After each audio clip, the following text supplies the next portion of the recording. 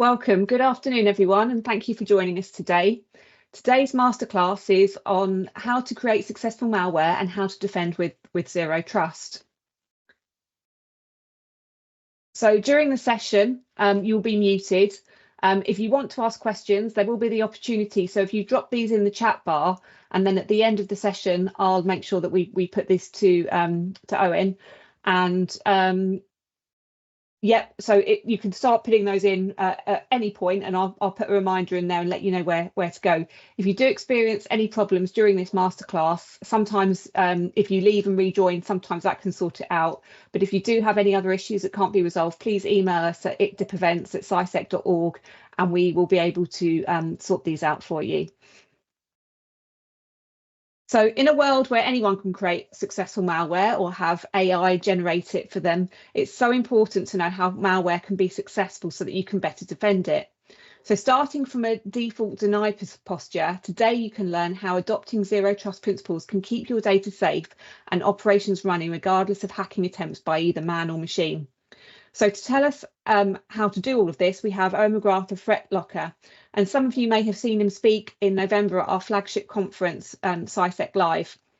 Owen works in solutions engineering for ThreatLocker with over 20 years experience in the MSP and software development fields, bringing a breadth of experience which helps deliver robust solutions for customers. He is based in Ireland and likes to visit historic sites to escape from IT. So without any further ado, I'd like to hand over to Owen. Okay, super. Thanks, Fiona. So that introduction sounded like I was going to be on Who Wants to Be a Millionaire or something like that. You know, it's a. So what we're going to talk about is how to create successful malware. And, you know, why do we want to think about that? It is kind of you need to put yourself into the mindset of an attacker to be able to truly defend against what it is they're trying to do. So we're going to go through the process and the thought process that a bad actor might go through if they want to try and compromise your environment. So the first thing that we need to think about is in the scenario that we're working with, malware is just software. It's developed in the same languages that your developers, the developers in Microsoft, Oracle, and Google use. Your own in-house developers are going to do these things the same way. And if we decompile this malware, what we're going to discover is oftentimes these are excellent pieces of software. They're well developed. The programmers, the developers, and so on are all using, the exact same samples that your developers, that those legitimate developers find out there on GitHub or on those sample environments that are out there. The only difference is this malware is being used for a bad purpose. Your developers develop a file transfer application to back up your software. The malware developers use file transfer to exfiltrate your data. The exact same purpose, just a different intention. Now, we need to think as well, how do we detect malware on an environment? Now, the original idea of, those traditional antiviruses that we have out there, a lot of us here might be old enough to remember, Peter Norton in his very business-like suit on the front of the box, those traditional antiviruses, what they did is they went out and discovered the malware, the viruses that were out there. They created a list. That list of items, they created a SHA or an MD5 of those particular bad applications and added them to the list. Every time a program executed, we compared it against the list. If it existed, we stopped it. If it didn't exist, it was allowed to run. That was a good, efficient way to do things at the time. But eventually, the bad guys get clever. They start to, create polymorphic viruses. They're going to embed that piece of malware into a valid application or a constantly changing application, and that's going to create a lot of problems for us in order to detect those applications. So next, we're going to work on next-gen antivirus. We want to be able to discover, we want to be able to discover those polymorphic viruses. We're going to continually sample that file to try and find that bad piece of malware. So if the malware gets embedded in Notepad or if it gets embedded in Calculator, we're going to be able to discover it by, progressive matching these things. Now, this is, this is kind of problematic. It takes up an awful lot of resources. So we're going to need to have some additional steps that we want to discover about how we're going to detect these applications. So we've got lots of other next-gen methods that we're going to use. We can sandbox, execute that file in a safe location. We can score the particular file.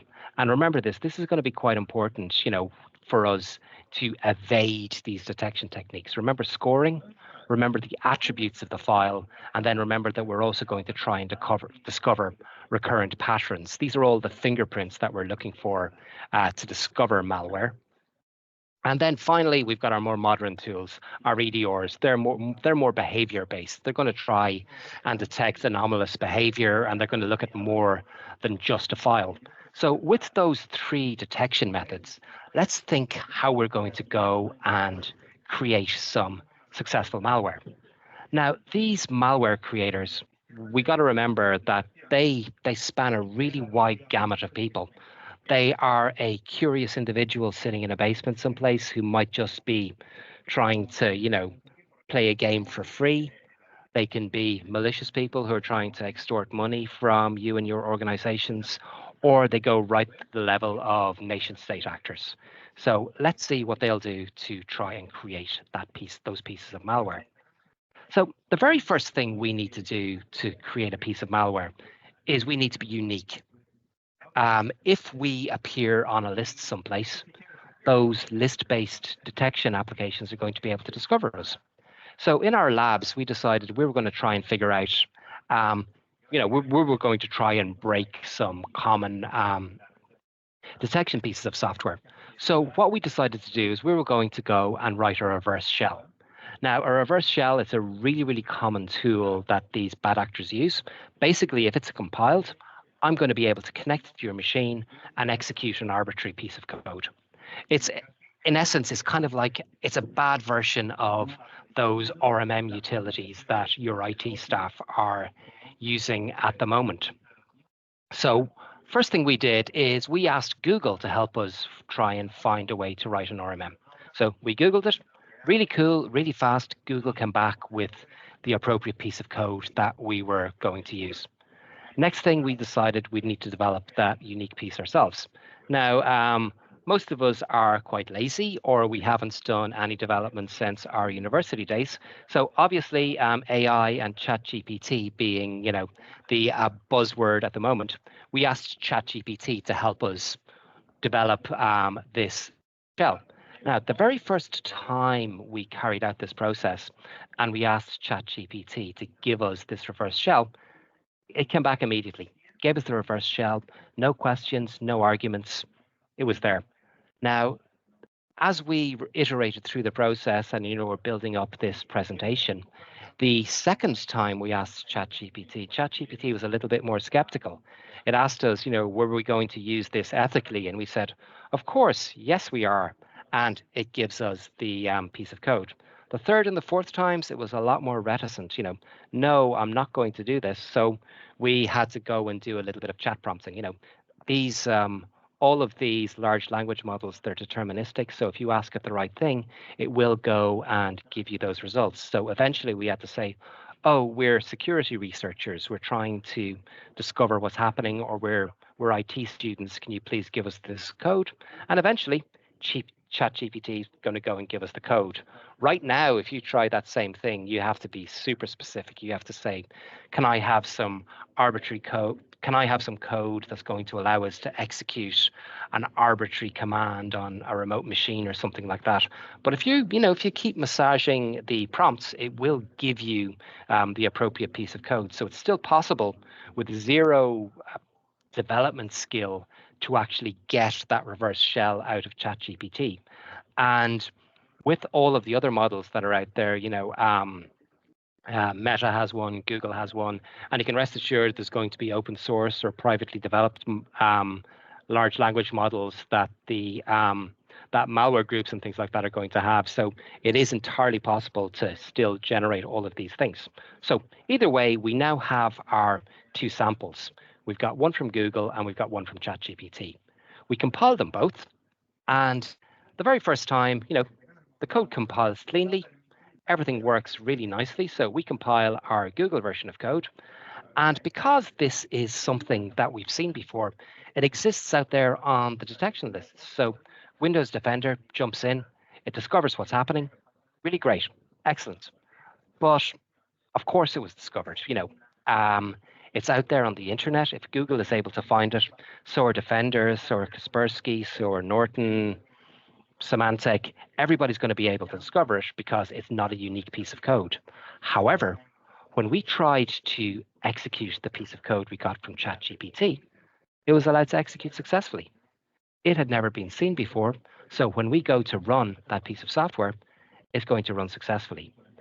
Now, in a period of time, your EDR or your other detection tool might discover what's happening here. It might notice that strange behavior. But for a period of time, we're able to run an entirely new malicious piece of software on your environment. We've circumvented that first set of protection by having a unique attack vector. Now, I've created my unique attack vector, and I want it to remain undetected for as long as possible. And the next step that we take, it might seem really quite straightforward, and that's to use an icon. It's a really simple little thing. If we see an application saying, "Oh, I am a piece of ransomware," nobody's going to click on it. People aren't that foolish. Likewise, if you see that the icon for an old batch file or for a generic application, people are going to be a little bit more wary.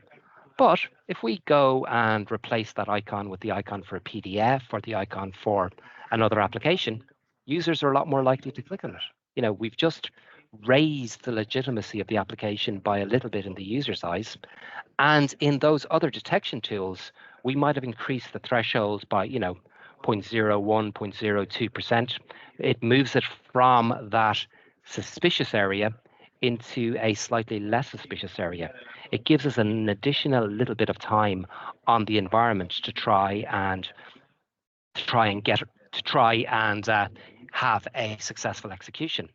And there's lots of other things that bad actors are going to do, similar to using an icon. If we go and embed some copyright information, if we put in, the various software licensing codes, if we include some generic libraries, the presence of all of these things is going to increase the legitimacy of this rogue application in the eyes of a simple scan.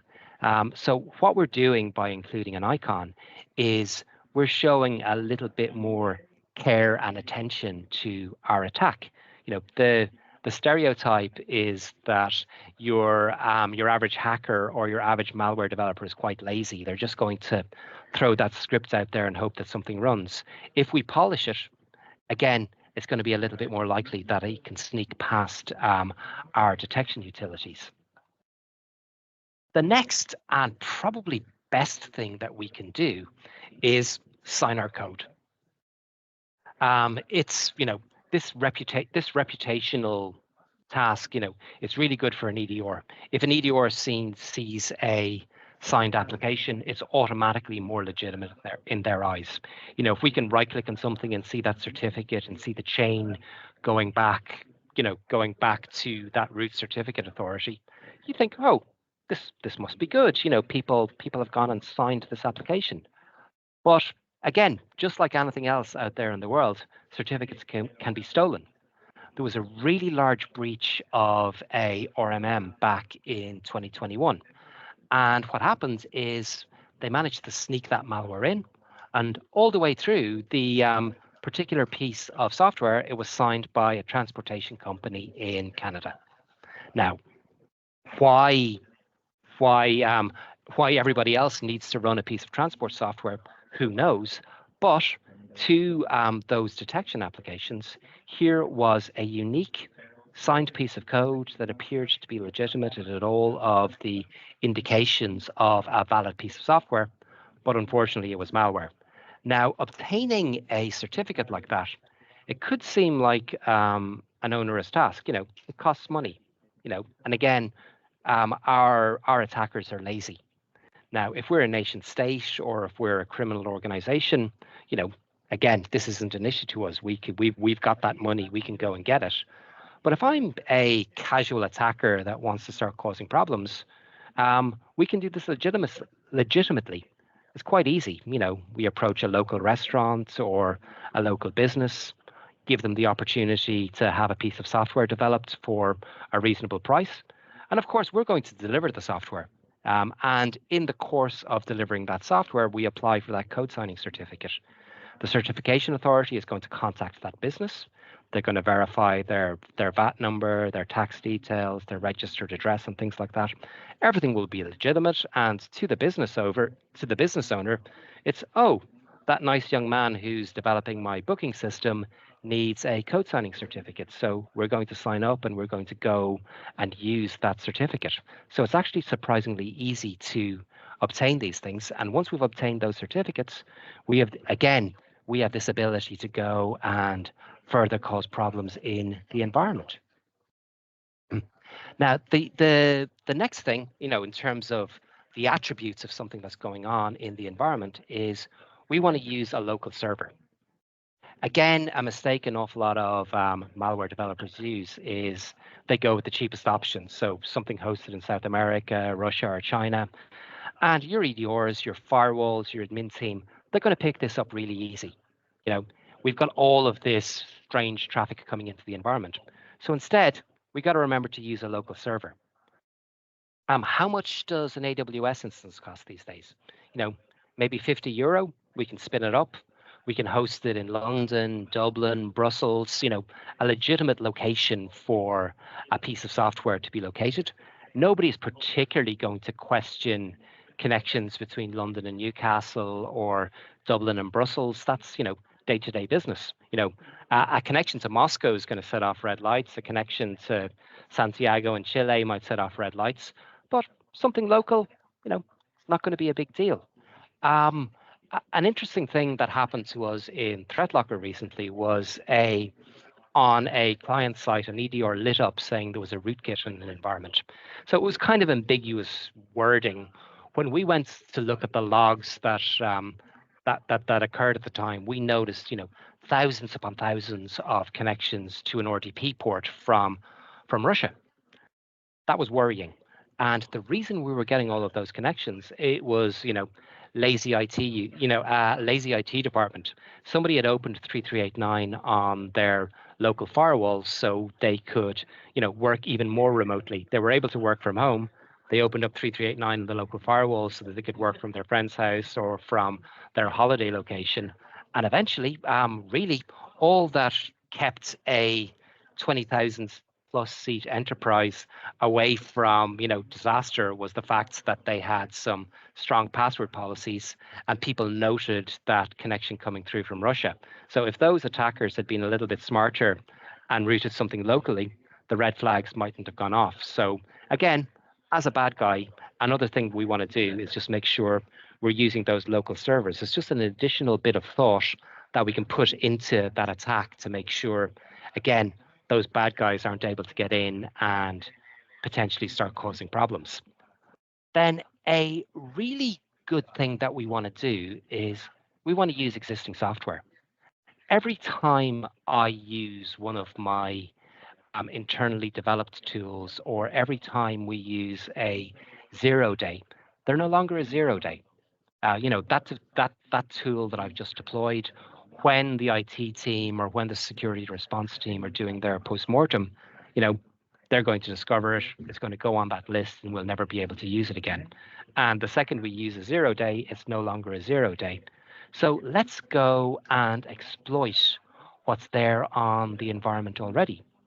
One of the most common indications of compromise that we come across is the presence of an IP scanner. Every IT department out there is going to deploy an IP scanner on the environment that they're going to use to discover all of the items that are executing on a network. So it's got legitimate uses, but it's also one of the primary indications that a bad actor is on the environment. Now, another really powerful thing that we can use, in terms of using existing software is PowerShell. What I have here is a really basic PowerShell script. This is the kind of thing that we could have as the wallpaper on our phone. We could learn it off by heart. You could put it on a T-shirt and, look at yourself in the mirror, and you have the information here that you need to input this particular command. And what this is going to do is this is going to iterate through your documents folder, and it's going to upload the contents to some Google storage. And if this runs on one of your end users' workstations, they're just going to see that flicker on the screen, and they're going to assume, it's Windows doing its thing. Same way, a lot of security software won't detect this, because if we think, what's just happened here? A bunch of files have been uploaded to some cloud storage, and PowerShell's executed. These are pretty normal use cases in a modern environment. If right now, if you're on a home laptop, or if you're looking at this on your iPad, or if you've got your phone on your desk, that phone, it's continually syncing with Google's cloud or Apple's cloud to keep your photos in check. Likewise, your desktop computer is synchronizing with OneDrive all the time. The detection tools aren't necessarily going to flag this. And most organizations, unless they're banks or they're dealing with, an awful lot of PII out there, they're not going to have those egress alarms. So, being able to do something like this on an individual computer, it's really, really easy and really, really effective. And a script like this is something that we use in what we call a rubber ducky challenge. Now, I don't know if any of you have seen ThreatLocker at trade shows and things like that before. Normally, what we do is we issue this challenge, and what a rubber ducky is it's a physical piece of hardware that emulates a keyboard. If you plug it into a device, you might think you've got USB devices blocked. Instead, what it does is it simulates those keystrokes. It can enter them onto a system, and again is able to go and execute any commands that are out there in the environment. So having access to that PowerShell, it's very, very dangerous. So you need to be able to keep people away from that as well. Then all of these things that we've pointed out lead us to some basic truths. When we're working in computer security, when you're deploying a new security tool, there's no such thing as a bad detection application anymore. If you run that test on any system that you're going to deploy, 100% of malware is going to be detected during these AV and EDR tests. It harkens back to that very first slide that we showed you. We have a list of known malware. We know its behavior. We know what it does. We're going to be able to detect it during these tests. But the next problem that we have is 100% of successful attacks are not detected in time, or they are not detected at all. So we need to be able to defend against those scenarios. So that's where this idea of zero trust is going to come in. We want to stop any novel things from happening on your environment, because it's a fact of modern operating systems that every time you open an application on your computer, that software can access everything that you can access on the environment as well. That PowerShell script that I opened, it can see beyond my local documents folder. It's able to access my network shares. It's able to access my CRM shares. It's able to see everything on the environment. Same way, Windows comes bundled with about 200 different applications there at the moment. Angry Birds, the driver for that fancy new Logitech mouse that you have, the driver for the Chinese CCTV system that you have, your media players, they can all access every application that you have in your environment. The software on your system can see everything. And this is something, again, that we're going to leverage as a malware developer or somebody who wants to deploy malware successfully into your environment. Now, maybe in the process of everything that's going on so far, we've tried developing that new piece of code. We've used icons, we've signed our code and everything like that. But, we haven't been able to get into the environment. How else might we try to get that malware into your organization? Social engineering is still the most effective way of getting malware onto a system. And and then the oldest form of social engineering is still the most successful way of doing it. It's an email with a download link. It's the classic phishing mail. Now, everybody out there, we're all probably too well trained to fall for, oh, can you please input your bank details, or a message telling us that our lead has been cancelled. Most people realize that that's not going to be the case.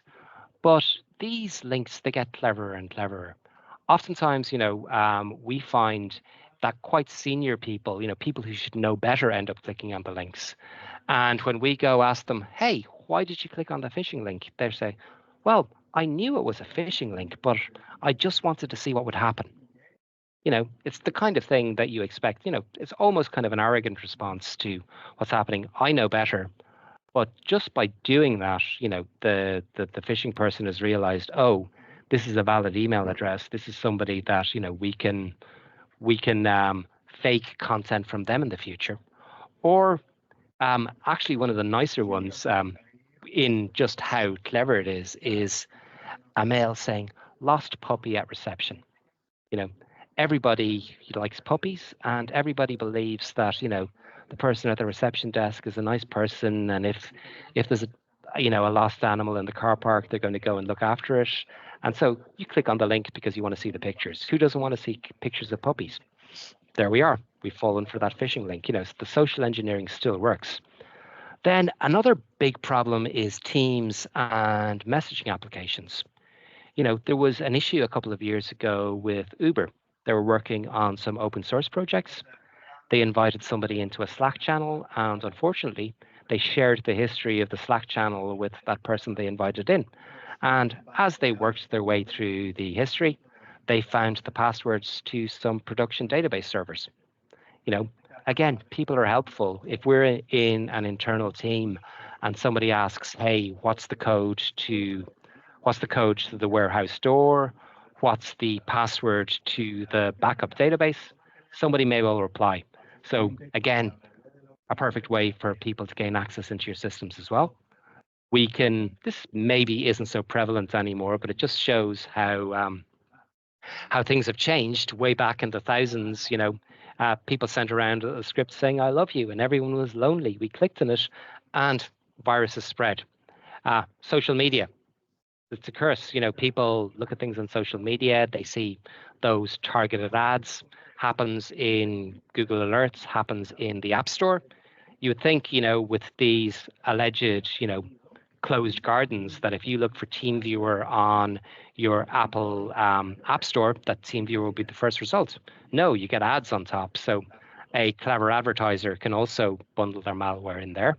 Office. Malware embedded in Office happens again and again and again. It is quite possibly the most common thing that we come across out there. And then finally, like I mentioned, with that idea of rubber duckies, we leave a USB drive in a car park. It can have malware. It can be that rubber ducky that's going to be able to go and execute scripts in your environment. So again, those social engineering methods are a really effective way to get that malware out there. Then there's just pressure.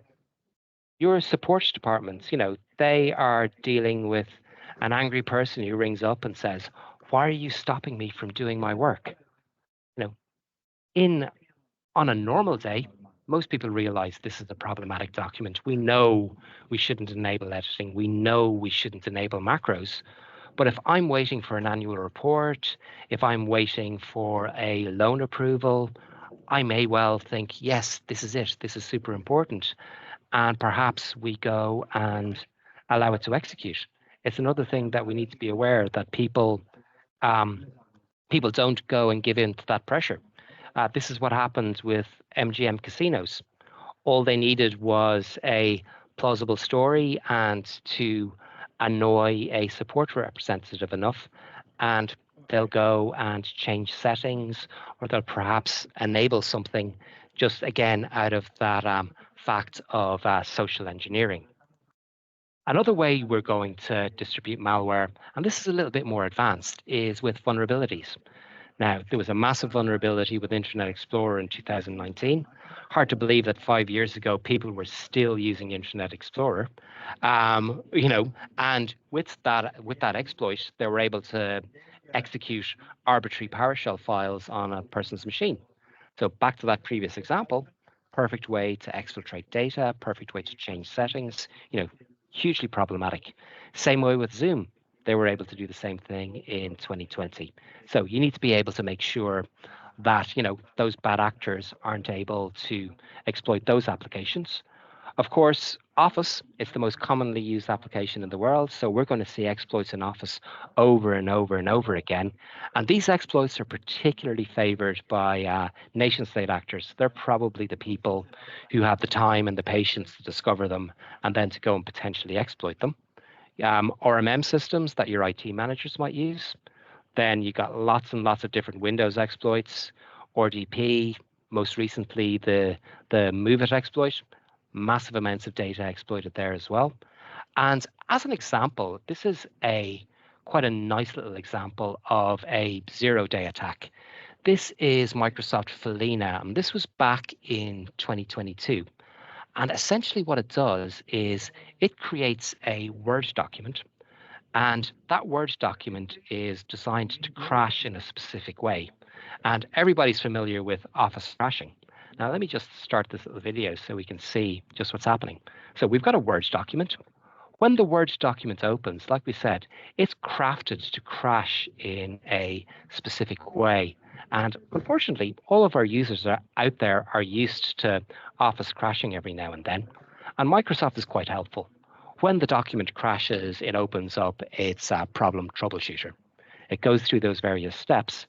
But the way this document was designed is instead of going to Microsoft to find a solution to our problem, we've fooled it and made it go to our particular location where we download our example piece of malware, and we're able to go and potentially exfiltrate all of an endpoint's data.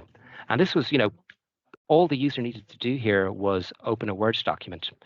There was no additional steps that needed to happen. This could have been dropped in as an email attachment. Somebody who was sufficiently clever could do the same thing, just by editing the document itself. And the only time that this particular exploit has been seen in the wild, it was used against the Tibetan government in exile. And we can imagine, it's a nation-state actor that deployed that particular piece of malware. So these zero-day exploits, they exist and they're being used time after time after time again. And in the particular kind of febrile environment that we have at the moment, what with Ukraine and Israel, Gaza, again, all of these attacks are being rolled out with, frightening regularity. So being able to protect against those zero-day exploits that bad actors might use is also going to be really important. Then the final way of distributing this malware, and again, we're getting into the more advanced methods now, is going to be with supply chain attacks. So CCleaner, really popular piece of software that was breached back in 2017. SolarWinds, we're still recovering from the impact of that SolarWinds attack. Again, orchestrated by the Chinese government. Out there, trying to breach sensitive devices in the US, UK, and the EU. More recently, we had this CIISec attack. I don't know if many of you are familiar with this, but it's quite a popular soft phone. Excellent piece of software, but like many modern developers, they're leveraging open source. They're using FFmpeg, which is hosted out there on GitHub. These particular attackers, they poisoned the version of FFmpeg that CIISec were using. And what they were going to do was, after a period of time, they were going to ask that particular DLL to go and download 3 fragments of data from the internet, combine those 3 fragments, and those 3 fragments would then be used as a piece of malware. And luckily for everybody Luckily for everybody using this soft phone, in this particular attack, the attackers actually had too much patience. They waited too long to execute their payload. They gave the EDR companies and the detection companies enough time to notice those anomalous downloads, to notice those new files appearing on the system. And thankfully, people were able to nip it in the bud. But if that attack had come to fruition, we would have given access to our networks. Those bad guys would have been able to get in, and then they would have been able to start discovering what's there in your environment. Now, when we as a bad guy get that toehold into your environment, chances are we're going to be on a machine in reception, or perhaps a workstation in the warehouse. It mightn't be the MD's computer, or it mightn't be the software developer's computer that has all of the source code.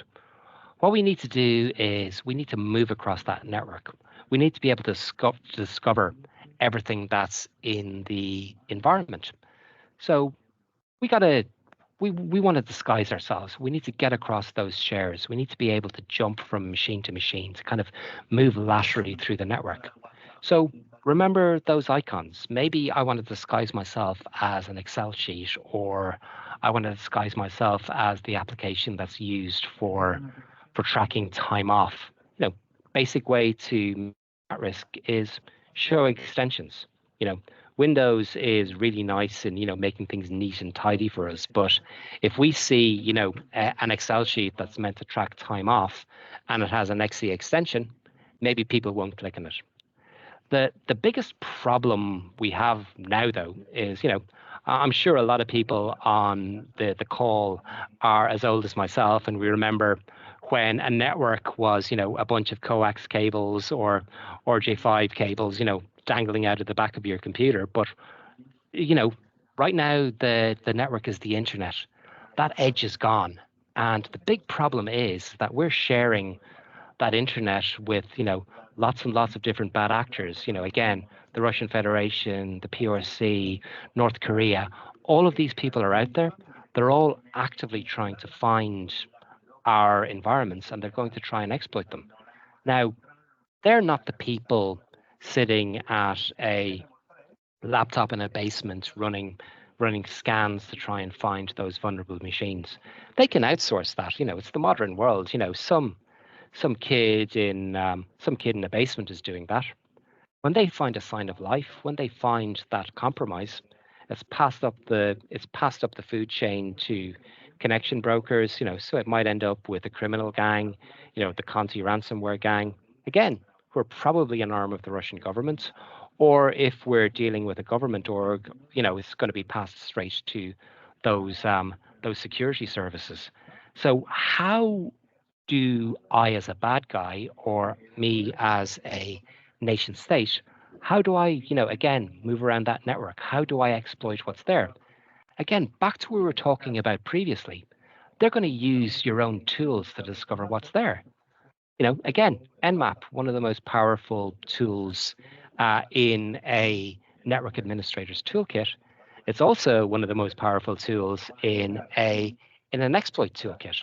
I'll use Nmap, discover everything that's there in the environment.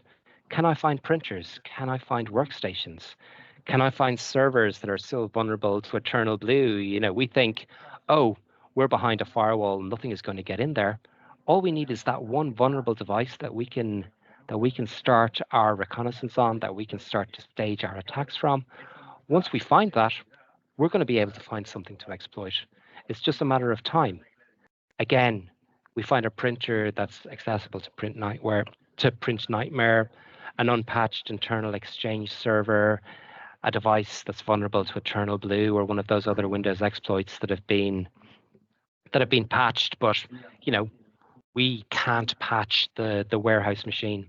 If that warehouse machine goes down, it's going to cause problems with our logistics. People think that we're behind a firewall, we're secure. But once that firewall has been breached, once we have that toehold in the environment, all we need is that one device to, again, propagate through the network and start causing those problems. And again, same thing, we're going to exploit vulnerable software that's there in the environment as well. Rapid7 and Metasploit, amazing piece of software. If you're not using it, you should. Nessus for looking after, for detecting issues, as well as finding issues in your environment that you need to patch. I'm going to use this to discover vulnerabilities that I can exploit. Same way with Greenbone. Again, we're able to go discover those problems just by using your existing tools. And the biggest vulnerability really that we're going to come across are things like your Exchange server.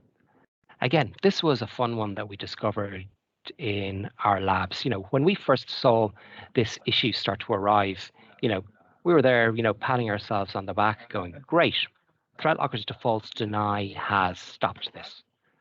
But once we started to dig into what this was able to do, we got an idea of just how terrifying it was. So what we noticed was a bunch of denies appearing in our ThreatLocker application.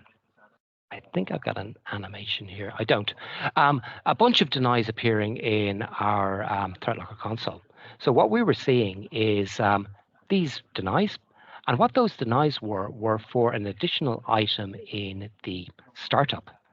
But what this was doing is somebody had gained access to an environment through that same Exchange vulnerabilities that were out there. So no firewalls or anything would stop this. This was a vulnerability in Exchange. The bad actor was able to enter. And what that bad actor did was they changed an offline address book. That offline address book, it downloaded a batch file. And when an admin logs in, that batch file should be executed. ThreatLocker's default deny position stopped that execution. But in our labs, when we allowed that execution to take place, it created a GPO that went and pushed ransomware out. And after that ransomware had finished exfiltrating your data, it went and ransomwared all of the PCs. So, sometimes people are there, oh, this is just a proof of concept. A lot of these exploits aren't necessarily dangerous. They are. If there's a sufficiently determined person out there, they'll find a way to weaponize it, and they'll find a way to use it to cause problems in your environment.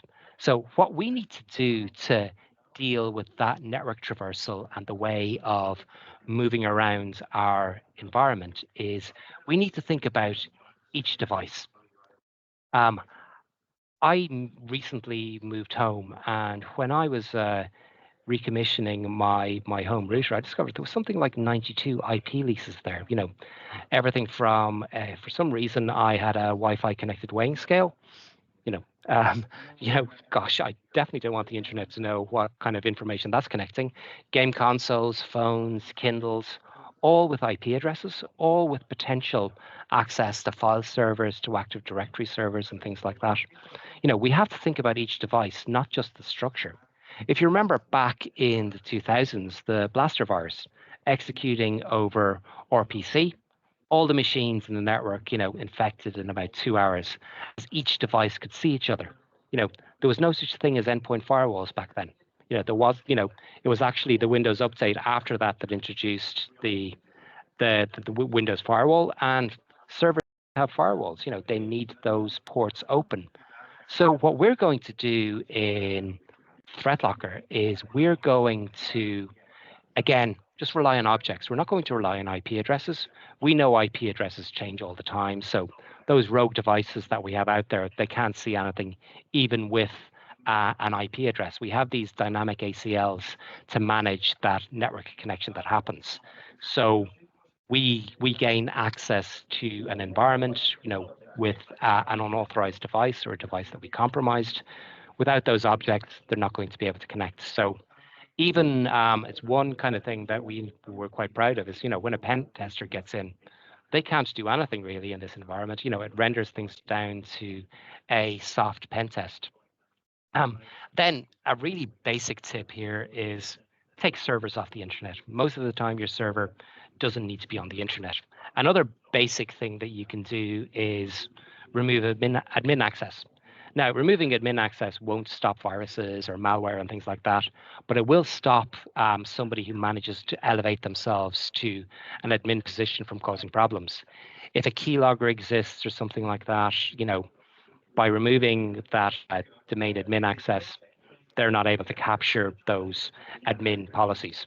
Now, we've talked about a lot of potential ways to cause problems on the system. And obviously, there needs to be a way to go and stop all of this. And the way we do this is with zero trust. And the core of our idea of zero trust is allow listing. We only allow the software we need, we block everything else. So if I come in with that unique virus, that unique piece of ChatGPT code, it's going to be blocked. We don't have a policy for it, it's not allowed to run. We're going to automatically deal with and work with your updates. And we're going to block things right at the system level. So again, clever people aren't able to exploit processes to go and execute software. And we make it easy for users to request and get their new apps approved. Then with ring fencing, this is where we deal with the likes of PowerShell and people being able to exploit your existing software. You're going to require explicit permissions to access your file structures. We're going to restrict communication between applications, and we're going to limit those internet communications as well. And then we restrict your networks. Limit network access where possible. So take away that access from servers, use host firewalls. All of these are going to help you protect that environment as well. Then, again, remove local admins. It won't stop ransomware, but it's going to stop those deep toeholds that a bad actor is going to get into your environment. Then you need to test things. You always need to be testing. Get a third party to do these things. It has to be independent. I'm pretty proud of my network setups, but I know if somebody else comes in, they're going to see my blind spots. So do that pen testing, get reports on all of your configurations, and make sure whoever's doing it is independent. It is worth the money. And finally, with your detection is always really, really important. But in a zero trust environment, it's going to reduce the amount of noise that you see.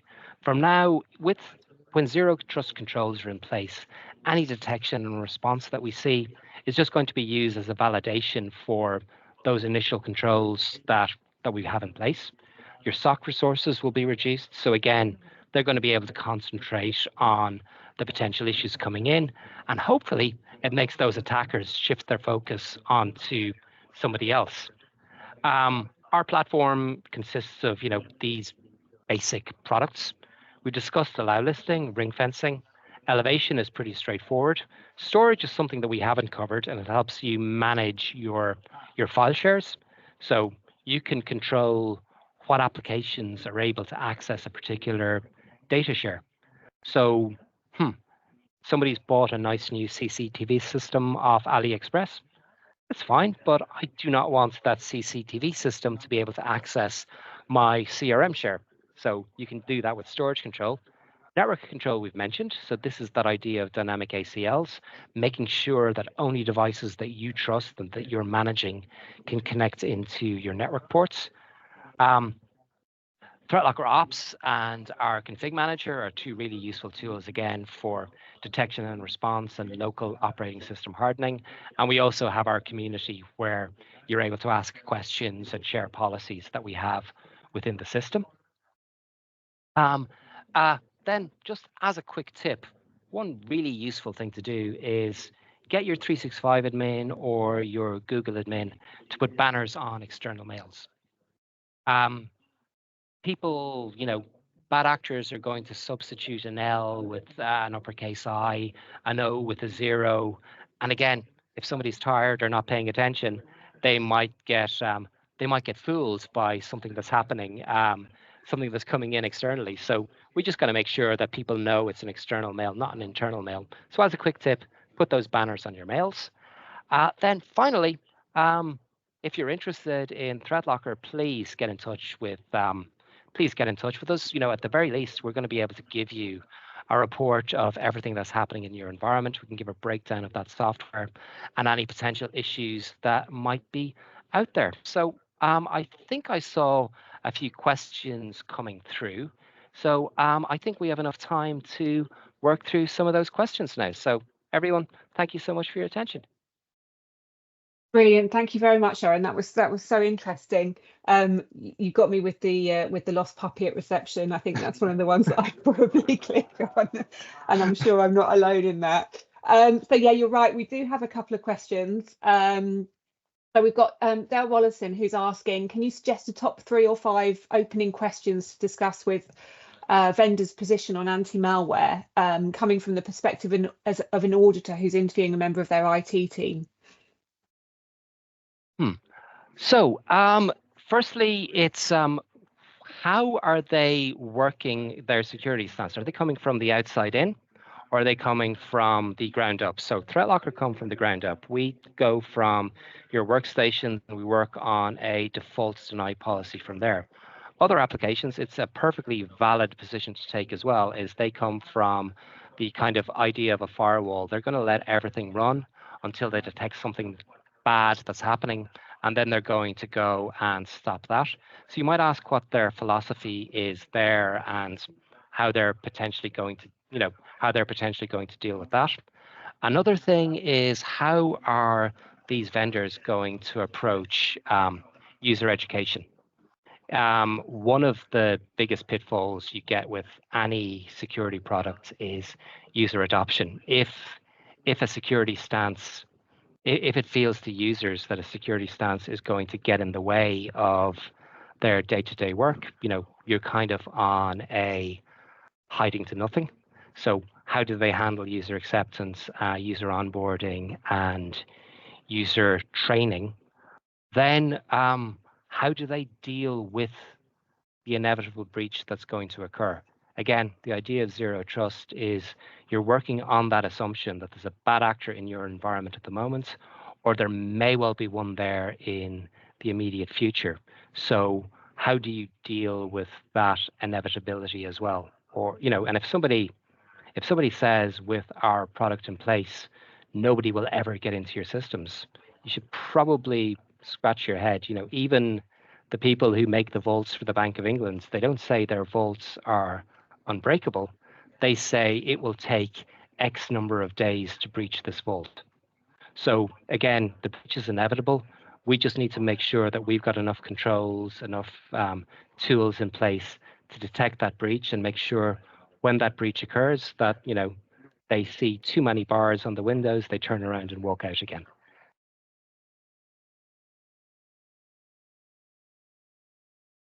I think you're on mute, Fiona.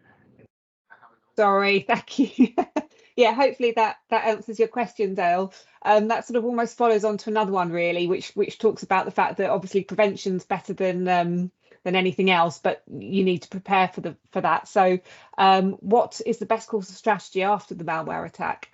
Well, firstly, after a malware attack, if you've got any regulatory requirements to report it, because again, it's like you explain to children when they lie. The most dangerous part is the cover up. So make sure to report anything that happens. Then it's probably everything needs to be taken off the internet.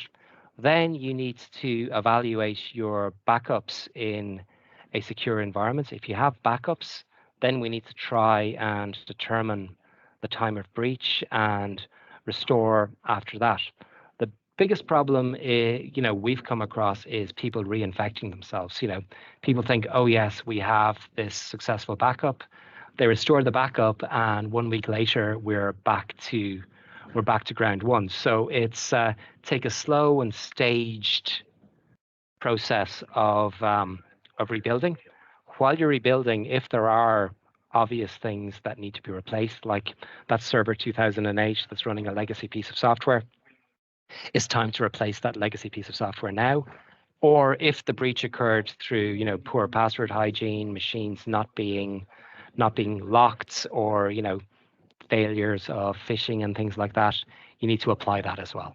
So really, it's number one. Oh, also, as well as reporting to regulatory authorities, also to law enforcement.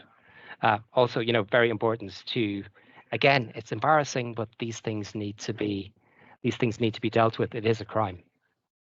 Thank you, and I'm glad you added that, because we do have some law enforcement on the call, so I'm sure they support that. That yes, absolutely, reporting. And I think things have definitely moved on in terms of law enforcement and the that balance between the recovery but also capturing the evidence. So I think, yeah, fantastic, thank you. And we've got another question here. Is there a way to sign, for example, as a security researcher or company, ChatGPT prompts so that ChatGPT does not hesitate in providing detailed responses? Not that I've found yet, unfortunately. So no, it's gotten quite strict in terms of filtering those requests. Now, I imagine maybe if we if we went with the prompts in Arabic or Swahili or something, we might the prompts mightn't be as advanced yet. The filters mightn't be as advanced yet, but there isn't a method to say, I'm a legit person, give me all of the tools. Now, perhaps if you're working for one of the larger, for Microsoft or Meta or something like that, they've got switches to disable it, but unfortunately we don't at the moment. Okay, fantastic. Just a question for myself. You talked about social engineering links are getting cleverer. And I guess one of the things that they try and do as well is try and get people when they're at their busiest time, so they're not really paying attention. Where's that? I guess there can sometimes be a bit of rub between security and the users in terms of the sort of the blame culture of clicking a link. How do you think that type of thing can be resolved in the future as social engineering gets we need to technical? So we need to remove a blame culture and make it an educational culture. If something like this, if somebody does click on one of those links, we need to determine why they clicked on the link and put those controls in place to make sure it doesn't happen again, rather than burying heads in the sand and saying, oh, it didn't happen and I got away with it this time. So kind of, it needs to be a two-way street in terms of documenting and making sure that these things don't happen. Then there are other things that can happen in terms of hopefully we all have MFA in place at the moment. We need to make sure that in terms of the devices used for MFA, they should be work issued devices, and people should be comfortable in turning their work issued devices off. If they're not on call, turn it off at that 8 a.m. so you're not being badgered by 101 authentication requests in the middle of the night, where eventually you just click on yes to make it go away. So take away instances like that, and just again have an open culture to say, if you're unsure about something, you need to have an appropriate person to go and ask. Brilliant, that's great. Thank you very much. That was absolutely fantastic. So interesting, and I'm sure lots of people will have learnt so much from that. So I just want to thank you ever so much again, Owen, for sharing your time and your knowledge with us. And that, there's people clapping on the screen. So thank you. No problem at all. I'm just going to highlight some other events that we've got coming up in the future. So we have a podcast series, and the link is there. It's CIISec.podbean.com, and episode 4 is going to be released shortly, and that's around cyber innovation and the development of AI. And then we have another masterclass coming up in May, which is with Dr. Graham Horseman from Cranfield University, about a bad workman blames their digital forensic tools. And also, it feels like it's a long way away, the next CIISec Live, but actually it will creep up upon us. So that's coming up on the 1st of October in Bristol, and tickets are available. And what I will do is I will drop the links to all of those 3 things into the chat bar so that people are able to link to those. So again, thank you ever so much, Owen, for your time and for a really interesting presentation. And hopefully people were able to get your contact details and scan that code, but we'll send out the slides so you will have Owen's contact details if you need to contact him in future. So thank you very much, everyone. And if you just stay on the call Thanks so much, everyone. 30 seconds, I will drop those links in the chat bar for you. Thank you, Owen.